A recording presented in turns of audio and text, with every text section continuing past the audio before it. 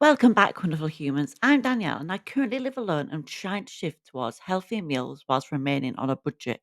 Here's what I ended up eating this week. Still not perfect, but definitely a step in the right direction.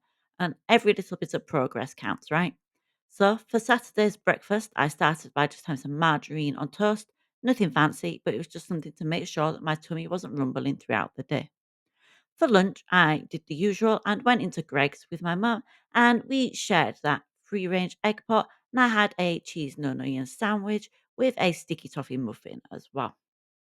And then in the afternoon, it was more of a snack slash dinner combination. I just had way too many of these salt and vinegar potato snacks, so I didn't actually have any dinner at all, which is a good job because it still brought me in at just under 2,000 calories for the day on to Sunday, and I ended up not having any breakfast because made the most of being able to sleep in on my Sunday a little bit.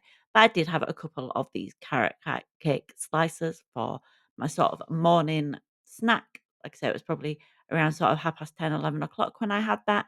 And then a little bit later on for lunch, I just ended up snacking again. I just had some potato hoops and a couple of little easy peel oranges as well, and obviously, all of this went towards that 1,537 calories for the Sunday, which, isn't too bad, but again, not necessarily the healthiest combinations of foods. But in the afternoon, I just had another small snack of some of the banana angel delight that I made up with a rich tea biscuit crushed at the bottom, and then a few pieces of dried mango on top as well. I find that having something like the angel delight with biscuits on to be a super low calorie snack option. And then for dinner, I had some gnocchi that was filled with cheese and ricotta that I pan fried with some cherry tomatoes, some baby plum tomatoes, and some mushrooms as well. So super simple, but super filling and just delicious all around. And that, like I said, that was a nice, simple dinner to have on a Sunday evening as well before Monday, where I ended up doing a 7:45 till 8 p.m. shift. So at 6 p.m., I forgot if it was 8 p.m. I think I'd have fallen asleep at my desk. But I started the day off with some Weetabix Greek yogurt and some berries that I'd made up in advance, just to make sure that I had that energy to keep me going throughout the day. Before moving on to having some lunch, I didn't end up having a sort of a morning snack because, if anything, I had my breakfast as my morning snack during my work break. So for my lunch, I had some toast, another one of those banana angel delights, a baby bell, and some fridge raiders because again, I was just super hungry from trying to use so much of my brain power all day, which, obviously takes a lot to keep my one brain cell going. But like I said, that went towards my 1,747 calories for that day. Because then later on, I ended up having some potato hoops, managed to sneak those in during my afternoon break from work, managed to keep me going until the end of that 6 p.m. shift before I went and made myself some dinner, and I batch cooked some of this beef bolognese. And for this day, I did it with some tagliatelle, tried to mix it all together, and topped it with some Abbott Gold cheese as well. Like I say, it's just super simple, super delicious, but it kept me going and left me feeling satisfied afterwards. So I didn't end up having any bingy desserts. Before on Tuesday, I completely skipped breakfast because I was out of the house super early for a hospital appointment. And instead, I then had a cooked breakfast and a cup of tea for sort of a brunch. And for dinner, I had some more of that beef mince bolognese mixture on some toast with some more cheese and a few fancy leaves of basil as well. Meaning that in the end, I had 1,839 calories on the Tuesday without actually eating a huge volume of food.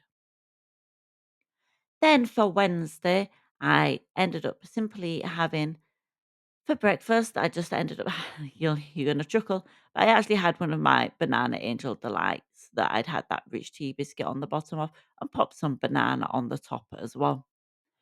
Just wanted something that felt a bit light, but obviously with that fresh bit of fruit mixed in as well. For my morning break, I had another baby bell and some fridge raiders.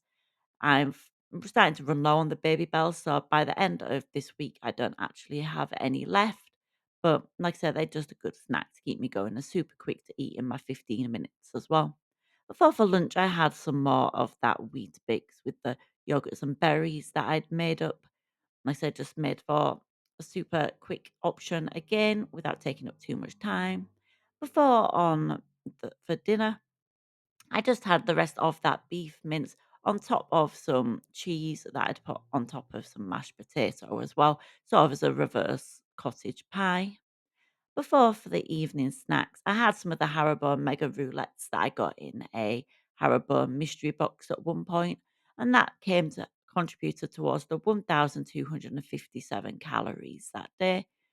So a fairly balanced day overall. On Thursday, I managed to have some breakfast again. As you can see, that's a bit of a hit and miss thing for me. But I had another one of those banana angel delights with some more banana and another rich tea biscuit on the bottom of there as well. And that was part of the 1,666 calories that I had that day. Before I had a caramel led yogurt that I mixed up for my breakfast. Like I said before, that I find these to be super tasty and filling, even if they are a bit high in calories and sugar. Before I go and move on to lunch, where I have the third one of the Weetabix yogurts and berries that I made up. I only made three of these up when I did it, just to make sure that they didn't go bad and I didn't get too bored of them. And then in the afternoon, as you can guess, yep, I had some more of those fridge raiders and another baby bell as well.